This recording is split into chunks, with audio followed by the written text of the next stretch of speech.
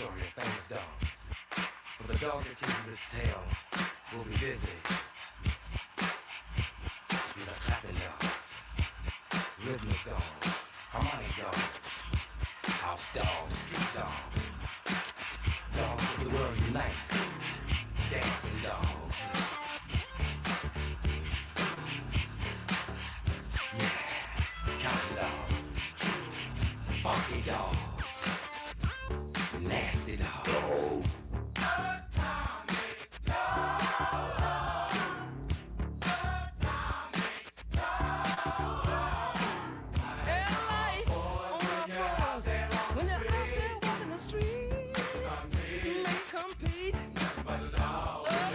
And it's time to talk about the brothers.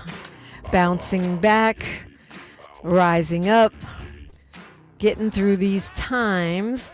We're being joined by Dr. Kweku, as I call him, Dr. Kweku Akyirefi Amoasi, the Chief Wellness Officer at Blacksmith Psychological Consultative Services, LLP.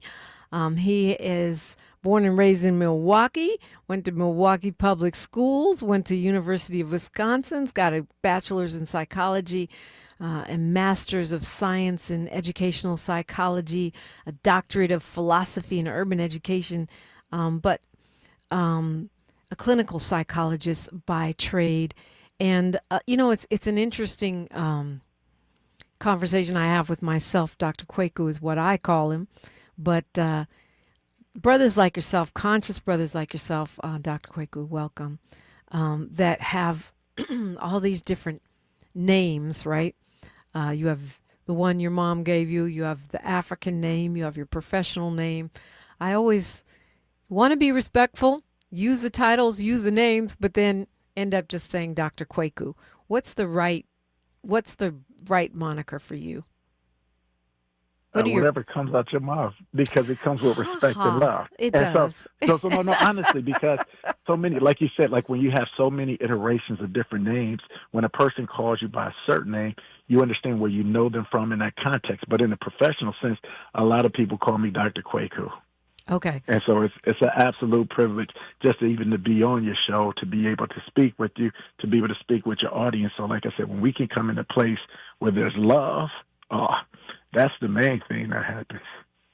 So your patients mostly call you Dr. Kweku, and your academic colleagues are the ones that call you Dr. Kweku Akyirefi Amoasi. Yeah, so a lot of times people just call me Kweku. I'm not even big on titles as far as that. And because, and this goes into it, and I'm going to tell you, because when I worked inside of the Department of Corrections, I recognize some of the things that hurt our community is that you talk about a brain drain. We had so many men and women who were far more intelligent than myself, didn't have the formal education, but from an intellectual standpoint, far exceeded what I had. And so that's when I started to recognize that these superficial titles get you through doors, they get through some of the gatekeeping, but sometimes they take people to another level where they make people think they're on another level where they're not. So to be able to stay grounded, all I need is someone to call my name with respect. My grandfather grew up in Mississippi, and when they called me doctor, that made me proud because they called him boy. So for that standpoint, I wanted that to be recognized because of what it did for him. But as far as to massage my ego, I don't need that personally. Yeah.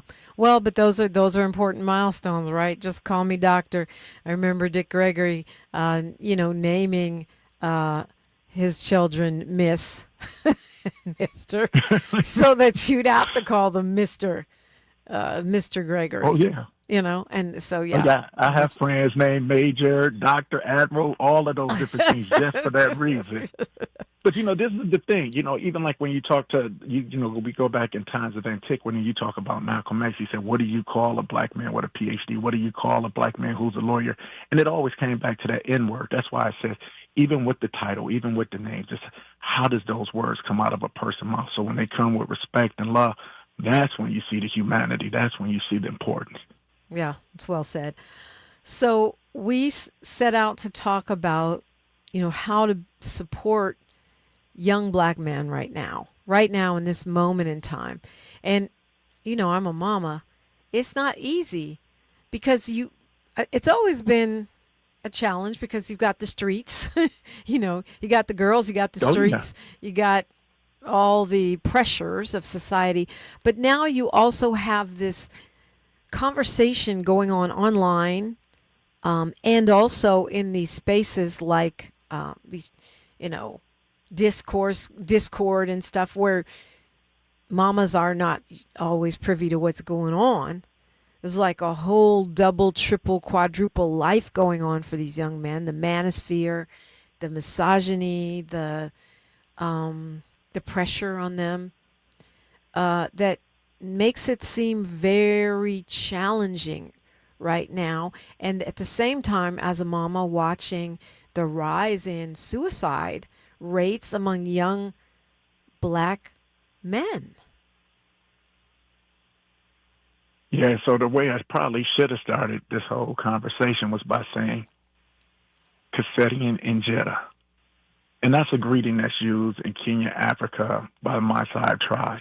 And these are said by a culture of warriors. So when they greet someone, they say Kaseti in Jeddah. And you would think with a country of warriors, they would be talking about like what's our coffers, like our, those financial coffers. What's the ability for us to be able to defend and do all of these things. But that actually means how are the children? And the response should be to Pate in Jeddah, meaning the children are all well. And then that statement in itself goes into what you were talking about, because what these warriors knew is they said, if the children are well, that means that the finances are well, that the shelter is well, that the food is there, that the love is there, that we are prepared for what other enemies come in, whether it be internal, external, whatever comes, we can deal with it to protect our children so these young boys can grow to be strong men. And now when you say what you say, we live in a sick society, and a sick society where there's no defenses. So our young men are left, defenseless. And they're almost always, even with good people in the homes, are forced to have so many other outside agencies kind of dipping inside their mind to help train them, to raise them, that they become confused. And as a young person, what do you want to do? You want to go with what's easy. You want to go with what's cool. You want to go with what's right. And as we start to think about that, now the question comes from a psychological standpoint. If we know it's easier to build strong boys than repair broken men, we have to ask, why would a society allow our children to be exposed to these certain things? So that goes into a whole social engineering where we talk about this manosphere and we talk about misogyny. It goes so much deeper into just what we're seeing today. This is a seeds that have been planted from long ago. So, I mean, it's almost my first question is where to start. You're also a dad. Some of these things are not in our control. And I used to say this in the context of hip hop, which is, where much of my work has been living over the course of the years, that we teach critical thinking, we teach media literacy, and we raise our children with a strong moral compass. They should be able to navigate anything, and we shouldn't have to watch over their every move because it's not possible anyway. But maybe that was overly simplistic given where we are now. Well, I mean, this is one of the hardest questions to ask because as a child, you do need that strong beginning. We do need that attachment. We do need that love. We do need that direction because what we call it is best practices. And best practices mean if you do these things, the chances and the odds, the probability for good things to happen increases. If you don't do these things, those same probability decreases. But it doesn't mean just because you grow up in a great home that you're going to get this great person and vice versa. Just because a person grows up in very difficult circumstances doesn't mean they can't become the concrete that comes from the roles. So to your point, it is essential that there's love in the home. It's essential that it's love in the community, that it's love in that village. Because now you can start to say, hey, I have that moral compass. I understand right from wrong. And even if I veer and go wrong, there's something inside of me that tells me this is not right. And that kind of slowly gravitates me to come back there to that point that it's right. Yeah, that slow gravitation. I mean, but that can be a lifesaver, right? Oh, no doubt about it. And on the other hand, Dr. Kweku, like I have among mom groups an unpopular opinion, which is that I think we are a little bit too freaked out about technology And to some extent, we have to say this is their venue. This is the environment that they are navigating now, not just for social purposes or gaming, but also for work, right? So if we overcorrect, the mamas that are, you get 1 hour a day of technology. Okay, but you have them on there 8 hours a day at school, and they only get to do it for fun for 1 hour. I know that's an unpopular opinion, but I think there is also a piece of it that's like, this is where they live. So instead of trying to take them out of the 21st century, how do we give them the tools to live there without, becoming incels or becoming, self-harming persons? Well, no. We talk about those tiger moms and those helicopter parents, and this is the thing. There's always going to be a gray area, and if you're a parent, we're all going to make mistakes. We've all done this where we say, "Oh, I pushed it too far," or "Man, I should have been harder that way." So we have to give ourselves some grace. But to the point you're talking about specifically with technology, we have to be careful. Why? Because when these young people are on the phone, they're not just on the phone. They're we talk about neuroplasticity of the brain. You're talking about changing neuronal connections. You're talking about changing the way a person thinks, the way a person is programmed. So you do have to be careful. Why do we, at the time when a child is born, we put those covers over the outlets? Because they don't know not to stick their finger in there, and we can't be there every time. So what do? We do safeguards for the just-in-case moments. Same things with the phone. We cannot remove it from them, but there does need to be limitations. There does need to be participation. Problem is, a lot of parents in the beginning started to use technology as babysitters. So as a person looking at it, that was not what's supervised in any way. So it's easy to go run off the muck. But now if you talk about a parent who says, I understand you're going to need it, but there's also, it's responsibilities that come with this. We're going to check the time because there's a limit where you say, hey, you're having trouble sleeping at night. Well, we know that the blue light that comes from the phone, you should really be away from it for 2 hours before you go to sleep. But think about how many of us, and even as parents, are on the phones while we sleep because we can't stop. So one, we have to model, but then if we want to do best practices, what we talked about, that increases the odds. You can have the best of both worlds where they use the technology, but we have those guardrails and those limits in there to say, hey, this is why I'm doing it. And as a parent, my mother used to tell me all the time, I'm your mama, not your friend. And when you're older, then they can become your friend. But right now, if I got to be the bad guy to protect you, you'll understand later. And so what we have to do is to be able to create reasonable limits, and then we have reasonable expectations as far as what they can and will not do. But we cannot allow them to do it just to say, oh, well, I don't want to be, that parent. I don't want to be too hard, because we understand that it can literally reshape the way they think, to reshape all of the good work that you were doing and indoctrinate them in a different form and fashion.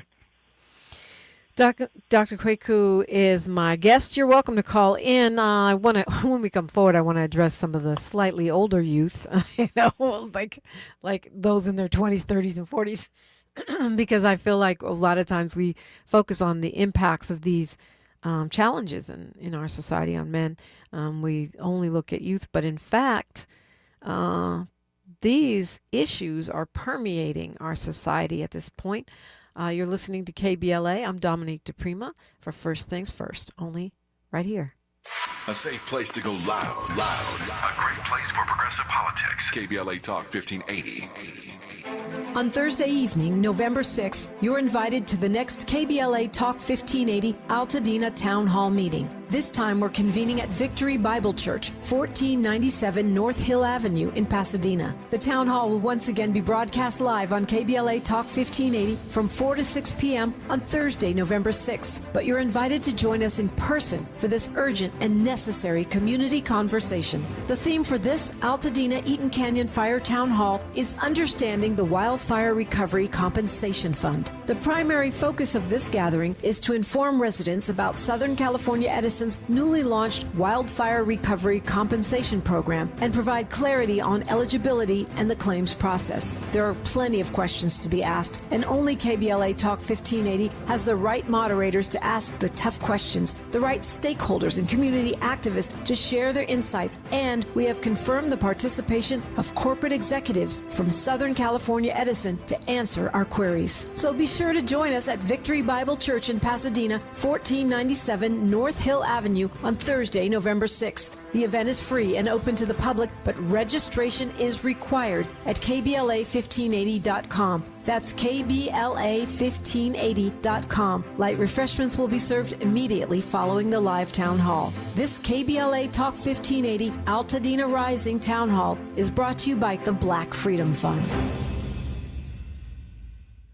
Time is up. The IRS is in full collection mode for 2025, issuing liens, levies, and garnishments to anyone who has a past tax debt or unfiled tax returns. Don't wait till it's too late. Your paycheck and bank accounts are at risk of being seized. Call now and stop the collection process today. If you're living check to check, no matter how much you're making, you still may qualify for the Fresh Start programs offered by the IRS to reduce or even eliminate your tax debt. It's just a 5-minute call to get your options, and it's free. If you owe back taxes, have years of unfiled tax returns, under audit, have a wage or bank levy, or finally just want to sleep better, business or personal, call the experts at Republic Tax Relief while there's still time. A+ rated by the Better Business Bureau, and tough. This veteran-owned company has the fight you need to take on the IRS. Don't go at it alone. The call is free. Call their hotline number now, 800-260-3330. That's 800-260-3330. Find out if you qualify today, 800-260-3330, or go to republictaxrelief.com.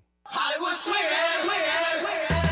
Megan Good, Michael Hyatt, Golden Brooks, Ty Burrell, Christine Devine. They're all coming together on Saturday, November 1st at Paramount Picture Studios for the Kits Film Awards, a red carpet celebration of young filmmakers from right here in Los Angeles. Presented by Kids in the Spotlight. The Kids Film Awards showcase original short films written, cast, and performed by local youth. Powerful stories across every genre, from drama and comedy to action and suspense. It's a night that blends Hollywood energy with real community spirit, highlighting the future voices of film. These are the next generation of storytellers stepping onto one of Hollywood's biggest stages. Come out and experience a night filled with film, music, and inspiration, where creativity, community, and purpose meet. Tickets are available now at kitsinc.org. That's KITSINC.org. The 2025 Kits Film Awards, Saturday, November 1st at Paramount Picture Studios. This is a community call to action from KBLA Talk 1580.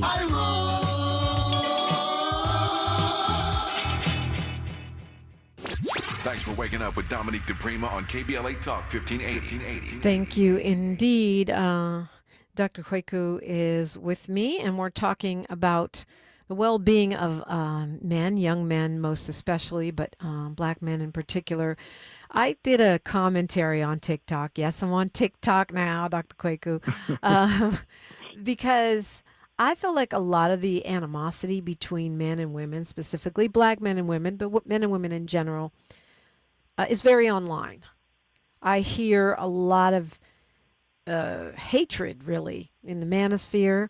And I think there's starting to be a womanosphere. I had a woman yelling at me for being too pro-man, which is hilarious. A feminist who's too pro-man online. But in real life, I see people dating, hanging out, loving each other, supporting each other, having kids, moving in. Am I being overly optimistic here? No, I think what you said, you hit it right on the point. The internet creates, situations that you never had before. You get these people who get, just super adrenaline once they're online because there's no accountability. You can do things in anonymity. It's like the bullying that goes along online is tremendous, specifically with our children, but not when you look at it with our adults. And whether people believe Willie Lynch theory is true or not, we still have that divide and conquer. And so once you have people who are so fitted in on both sides, now you have a person who says something, but because there's no immediate consequences to what I say and nobody even has to know who I am because I can hide behind an online persona, you get the worst out of people. It's almost like when we talk about riots, you see a person that's in a riot and you say, oh, I never thought they could act like that. But what psychology teaches us is that when a person is in a riot, they lose their individual character and then they take on the form of the group. So even if those things are outside that moral compass, their norms, their values, they can do in the moment because they're in the moment. Same thing happens online. So now you get somebody to push. As human beings, our visceral response is if you tell me no, I want to say yes. If you say something bad about me, it's to defend myself and then to expose something bad about you. Now you put it on the internet with those things, and it multiplies in this negativity and aggression. Right. So that's like that groupthink mentality, the riot mentality that's manifesting on Twitter, that's manifesting throughout the internet. So things may not be as bad as they seem, but at what point does it transfer over from a temporary riot mentality to a way of life or a way of thinking that is more permanent? And that's the perfect question. And that's the question, too, what you were saying before about the children online. The more you do it, the more it does become a part of who you is. Now that's the brain chemistry we was talking about. Now my identity is changing because the more I do something with that level of consistency, that becomes who I am. It shapes me. So if I'm constantly doing that, guess what? I done got bold enough to where I don't have to do it online. I could do it there. Right. But you also have to think about what doing online is, why people are on, because it can be monetized. So now we got the shock, Josh. The more I could be outrageous, the more I could be, so outside of the norm or anomaly where I'm funny, I'm crazy, I'm doing all these things that bring in attention, it brings the dollars. And in the capitalistic society, in the dog-eat-dog world, sometimes it's the person who can be the most extreme that gets the most views. And if that's giving me views and giving me money, guess what? That's E.L. Thorndike educational psychology. What that's saying is the more behavior is repeated, is because it's rewarded. So once we stop rewarding it, it dissipates. But if you keep rewarding, it's not only going to grow, but other people are going to look and say, oh, I can do that too. And guess what? Not only can I do it, but I can do it even more. Right. Yeah, and that's the business model, but the business model becomes sort of melded with the persona, right? Because an influencer doesn't close up shop when they go home, or at least not as far as I know. They keep that persona. Yeah, I was going to say you in L.A., so I don't know if there's anybody more famous than Magic Johnson. In one of his documentaries, I heard him say, Cookie loves Irvin, but she hates Magic. And so when you go into that kind of philosophy, it'd be like, hey, don't bring that persona home. And so many people have a persona, but if you have that, like that kind of like, it's almost schizophrenic, like a identity disorder. If you have that split personality, you have to start to recognize, hey, when do I or when do I not? We speaking of Hollywood, one of my favorite movies is Deep Cover, and that's what Omar Epps and LL Cool J, and Omar Epps goes so deep into his character where he's starting to blend, like, man, am I still a cop or am I really a drug dealer? Like, which is it? So when we go into a role, or you hear about a method actor getting so involved where they become that character and it's hard for them to snap out, same thing with what we're talking about here. Whatever we do on a consistent basis, that's when, those lines get blurred and we can become and morph into something that we're not or didn't want to be. Yeah. Hopefully it doesn't always have to be a disorder, Doc. I think about my dad, who is really quiet and soft-spoken, in real life. I guess it was always real life. But then he'd get on a stage talking about revolution and black people, and he'd get all fiery.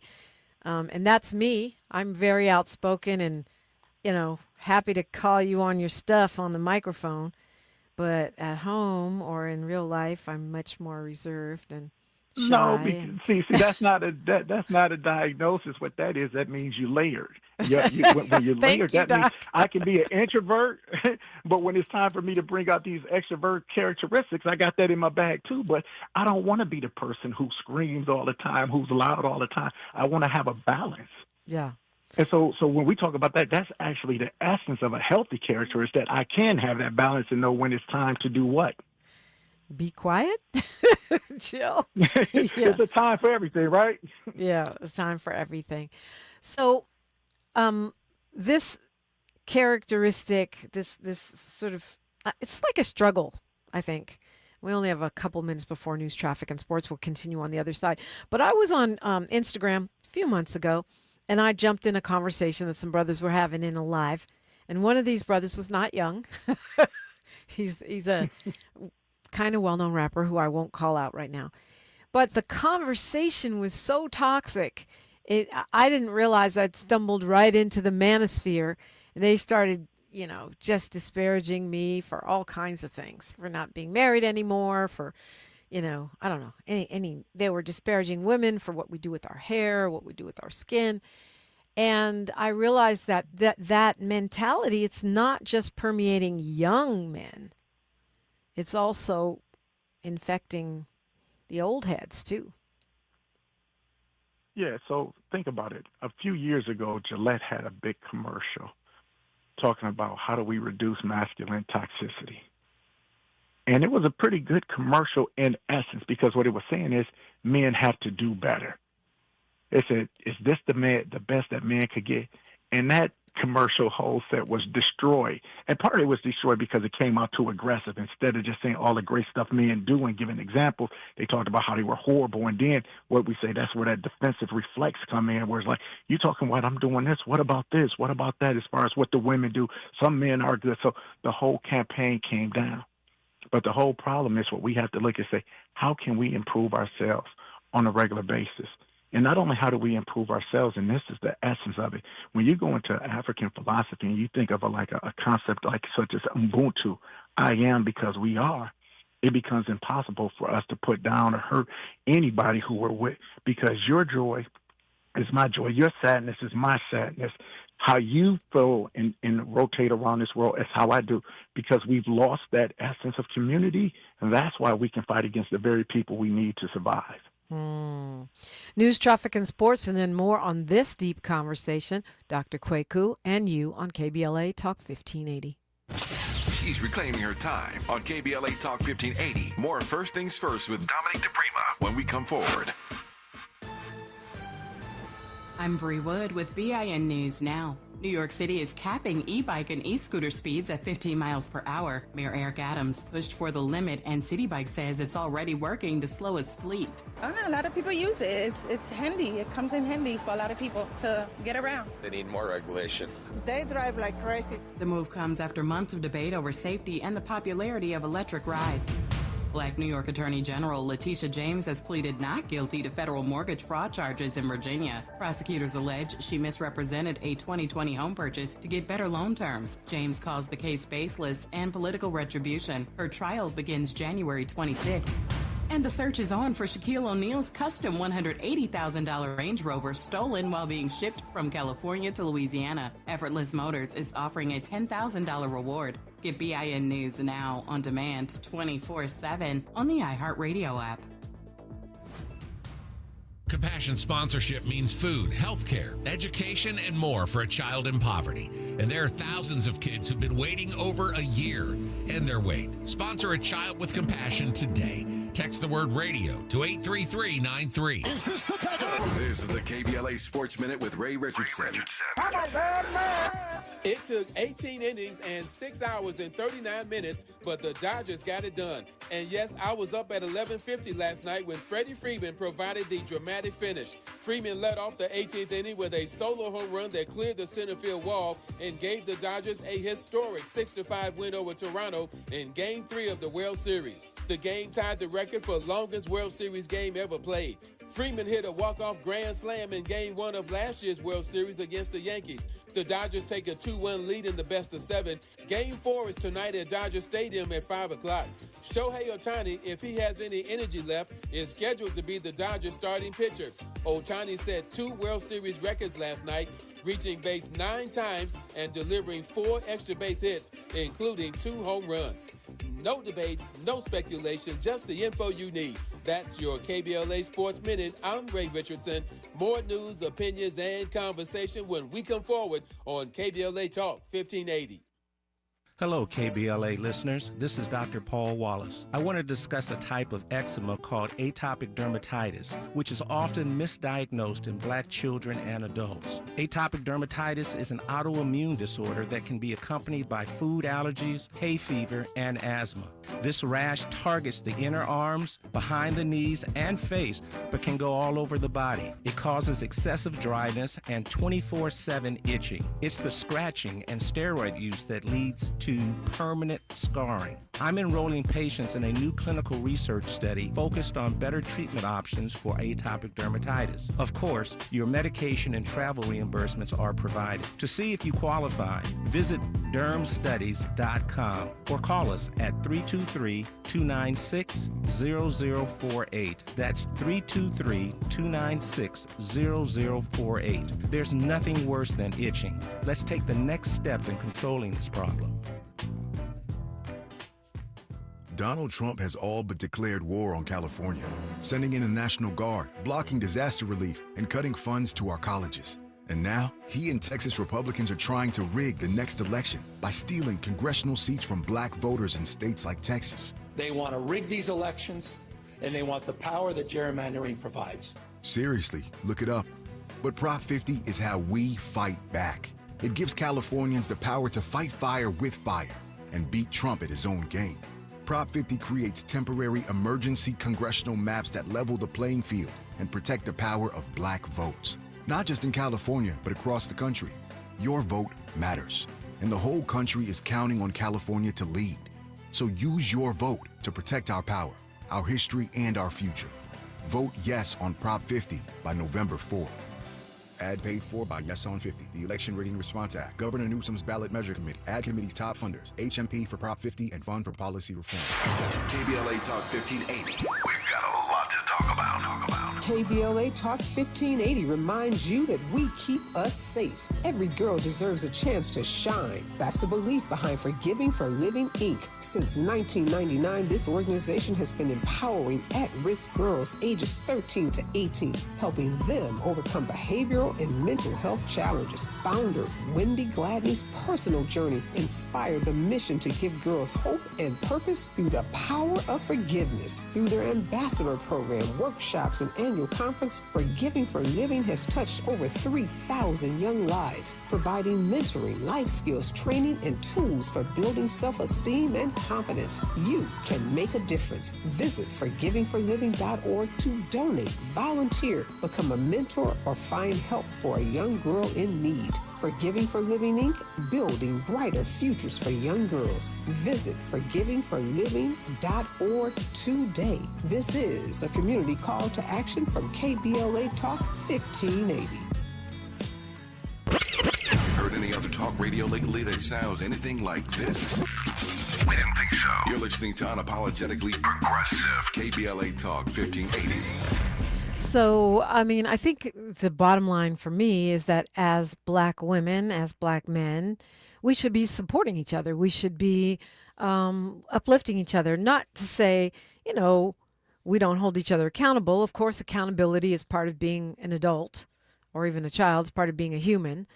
But I hear people critiquing the relationship between black men and women, or critiquing black men or black women in these broad brush ways, mostly online, but even in regular conversation, that seems really more destructive than constructive. It reminds me of the old Yoruba saying, are you going to build or are you going to destroy? And I feel like there's more destroying going on right now. I mean, but let's look at the space where we're at. Is that space even conducive for growth? So if I'm working with a group, if I'm working with a team, if I'm working with a couple, the first thing I say is, what's the end goal that we want? Because if we can't agree on what the end goal is, then everything else is just a matter of waste of time. So in most of these things, people don't want to get to a goal. They just want to hear themselves speaking. And that's why you have people who have frustration, and it comes out. And if we're honest, the people who mostly talk online is not even being just frustrated about what's said there. It's about frustrated with a lot of other things that didn't happen in their lives, from the childhood trauma and childhood pain we had. And that becomes a place where we can allow that stuff to spew out in a different way. So a lot of times it'd be over the top as far as the arguments, because the animus, the venom that's spewed out, the vitriol, it's not just about that conversation. It's about a whole lot of other pain that's flown out from there. So one of the things, what I say is this, to say, instead of talking about, like I said, the Gillette commercial, they just came out negative. What we got to say is, what do we agree upon first? How do we show that we love each other? What are the things that we want? And once you can get those agreeable topics, now you start saying, what is it that we really want to do? So let's go back from the beginning. You said, being a parent, and then I talk about my children. What's my job for my boys specifically? So the first thing what I do is I try to model what I want them to see. Now, I don't always do right, so I try to improve. That's a check for me. Then the second thing I do, what am I teaching them? What am I giving them? And so I try to show them a whole lot of different aspects because mine is not the only way. So they say it takes a man to raise a man, but I want to just add to it. A woman can raise a man because she can show him a level of humanity and a compassion that other men can't. But one man, if he raises his son, that son will have all the flaws that he has. So it's imperative that he has other men who are stronger in other areas than him to make sure he teaches him so his son can be better than him. And there was a saying I heard, and I believe it to be true. They said, there's only one man in your life that ever truly wants you to be better than him, and that's your father. So we need every father to stand up and to truly to be a father. And then now, as we talk about, we do that from the home. This is where the village comes. So now what are we modeling out in the community? Even when we talk about our radio shows, our podcasts, when they see people arguing, that's the model that they get. What are the things that we're promoting? So are we going to promote Kevin Samuels?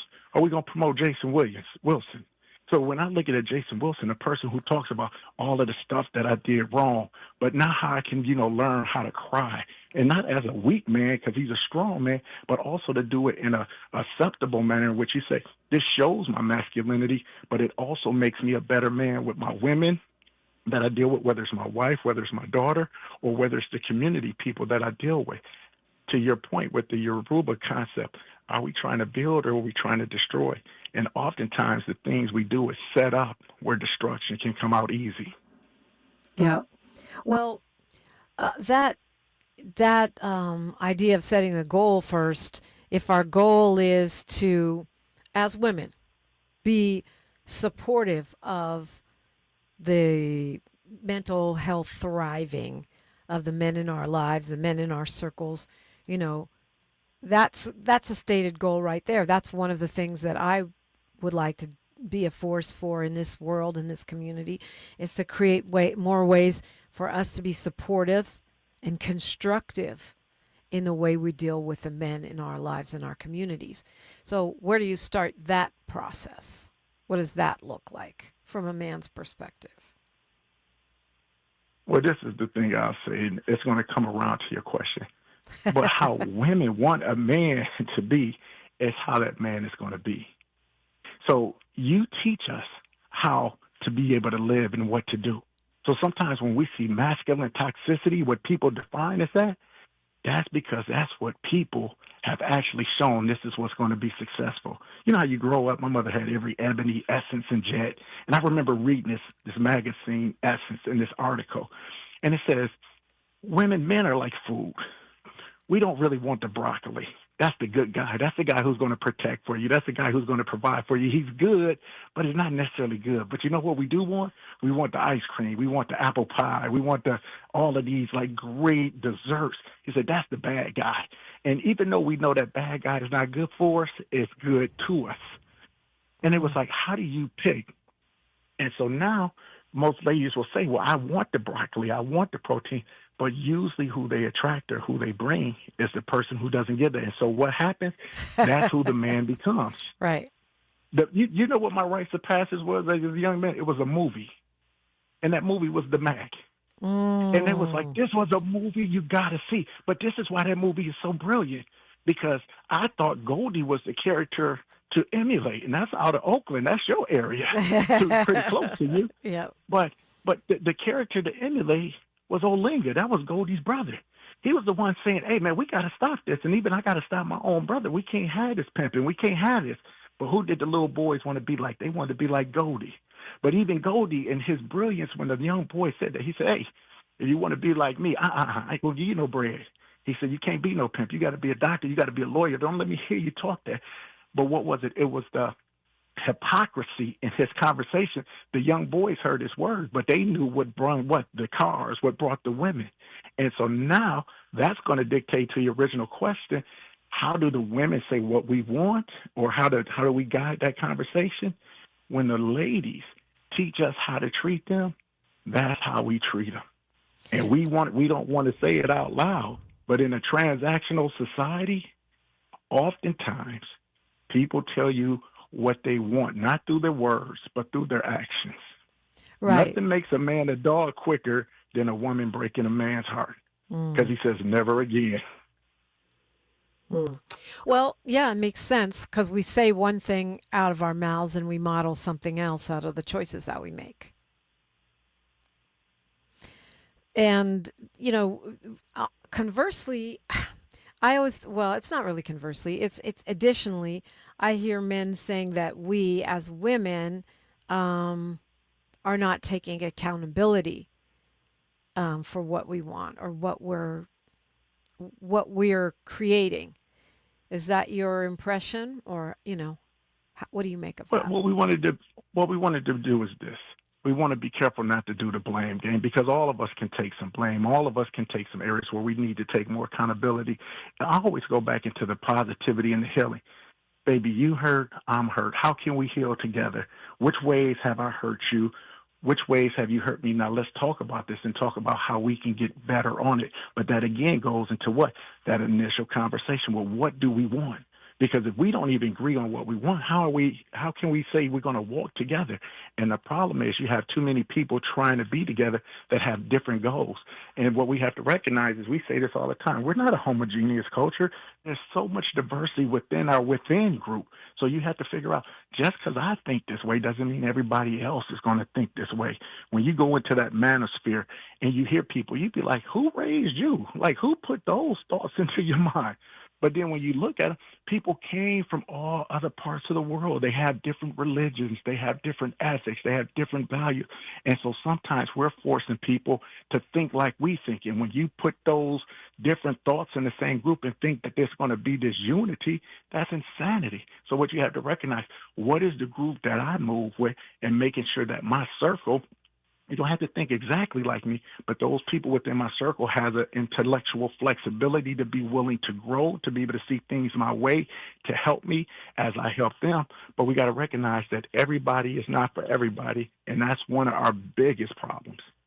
Everybody is not for everybody. When we talk about kind of curtailing, what I will see as a backlash, I see it as a backlash. Um, it's present online, but I've also encountered in the community this, okay, women need to go back to being trad wives, traditional wives. Women need to stay in their place.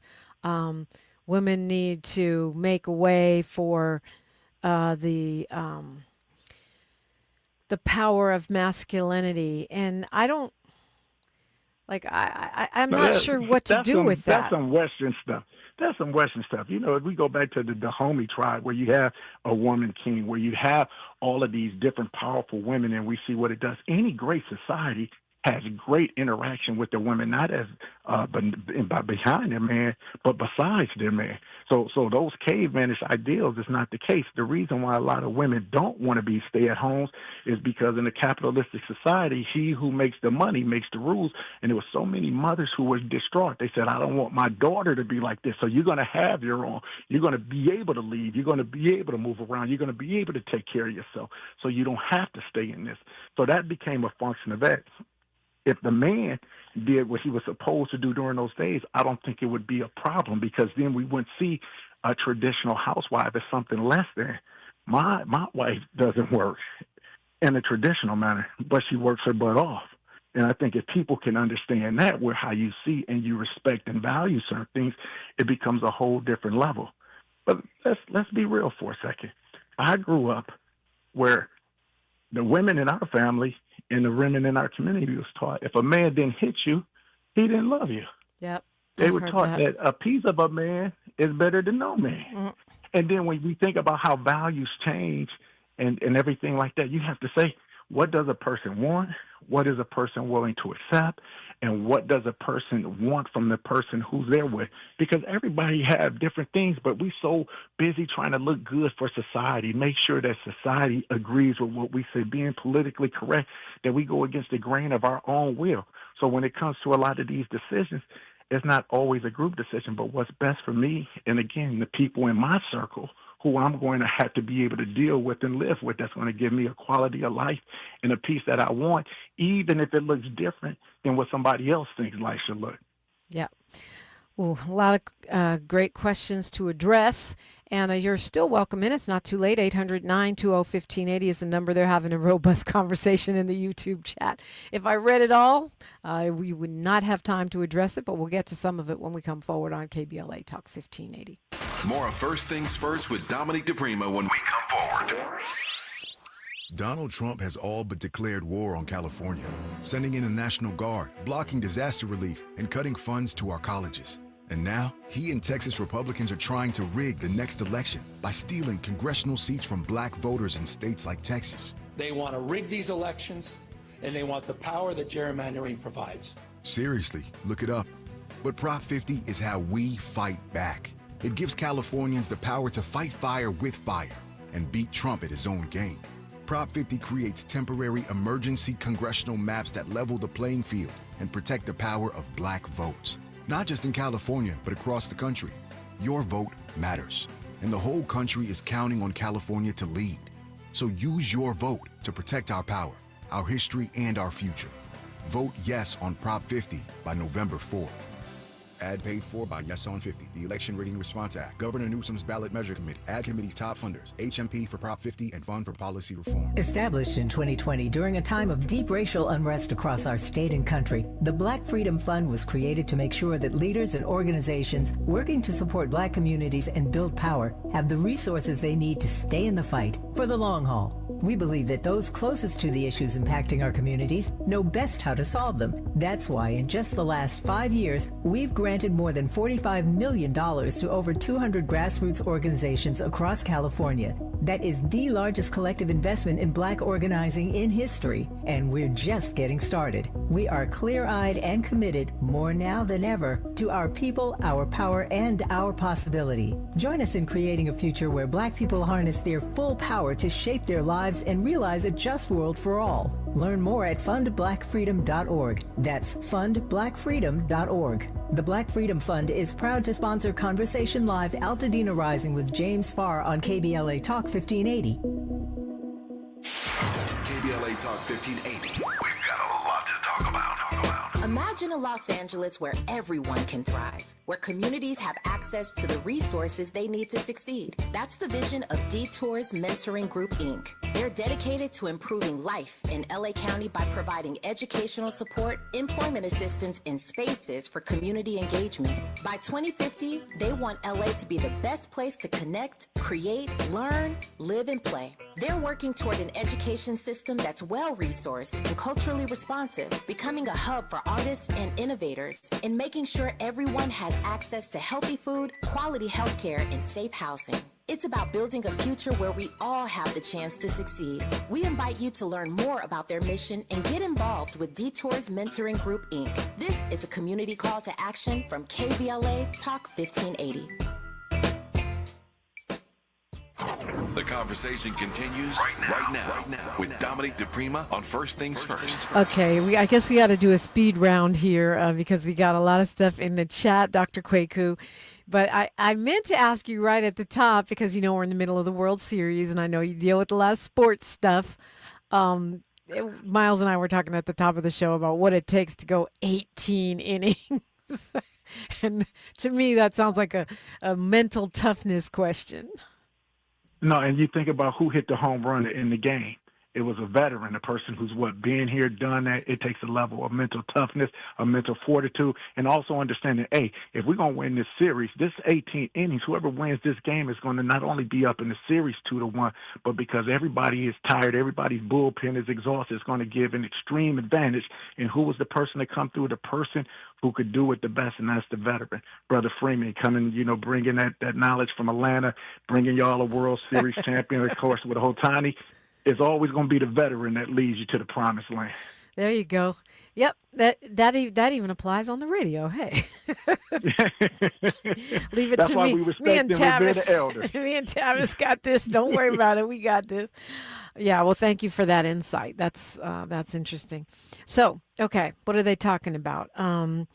They are talking about. Michael says that "She'll Fix Me" is a hidden cost shift from men to women.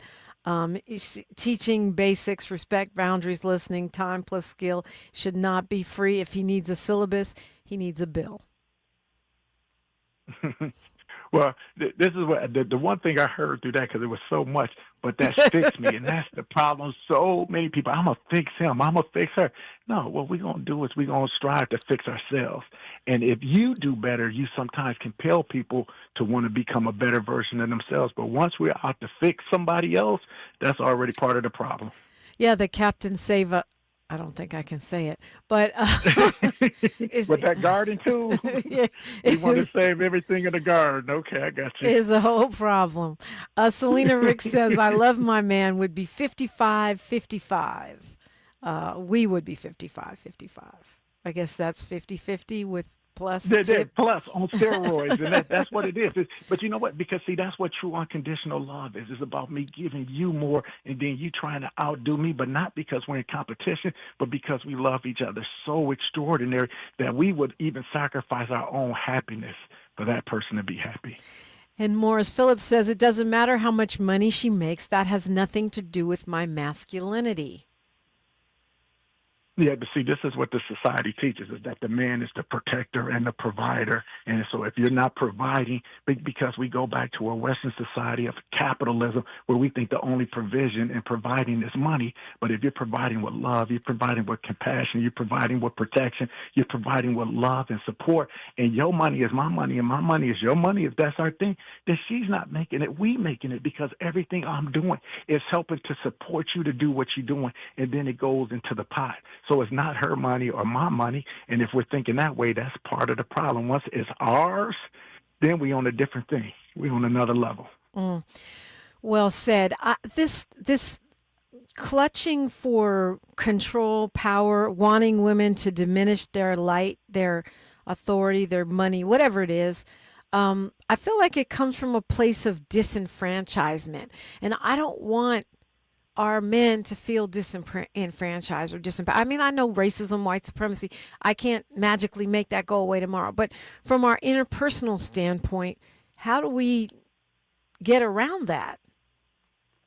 Well, I mean, that's where we have to have healing, because anybody who wants to see anybody else shrink, that goes against Ubuntu. Because if I am, because we are, the better you do, the better we all do. In our real traditional standpoint, when one person did something great, it was great for the whole community. So it was no reason to hate. It was a reason to celebrate and to congratulate, because your success meant success for all of us. And as we more assimilate into these Eurocentric ways and get into that I, me, we're going to look at those things with those kind of green eyes instead of looking at it as, I want you to succeed. I want you to do better. I root for you.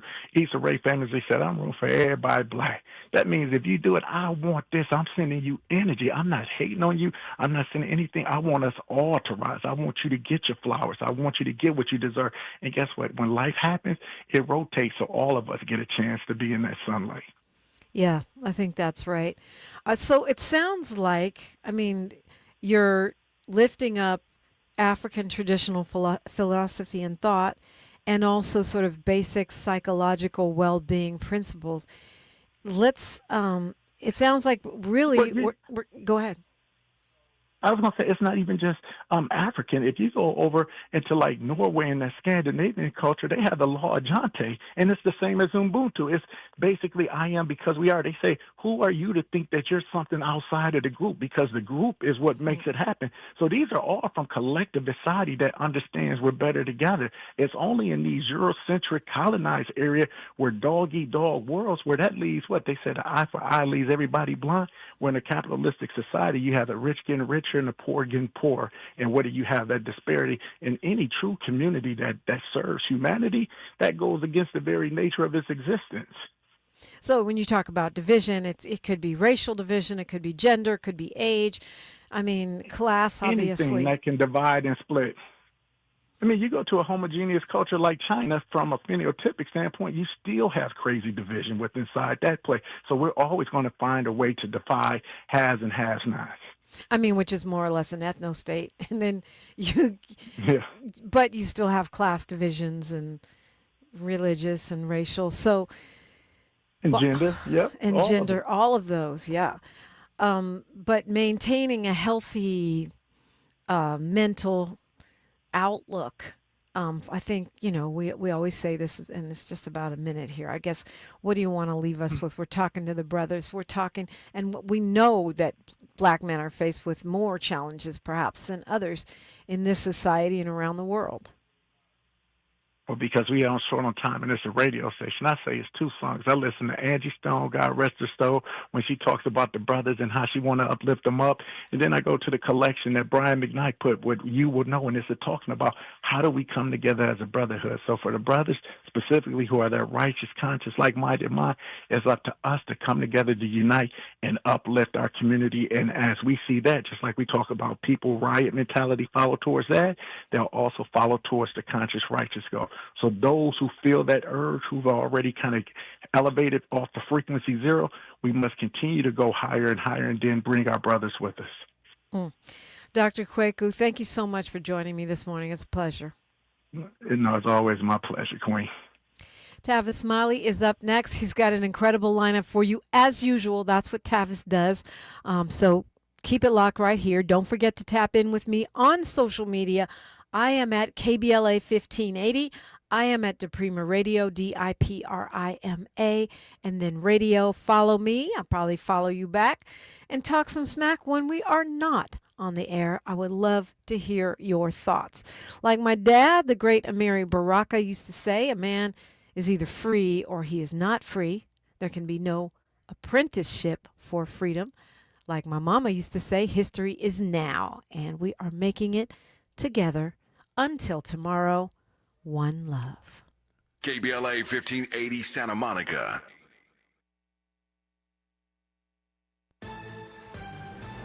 I'm Bree Wood with BIN News Now. New York City is capping e-bike and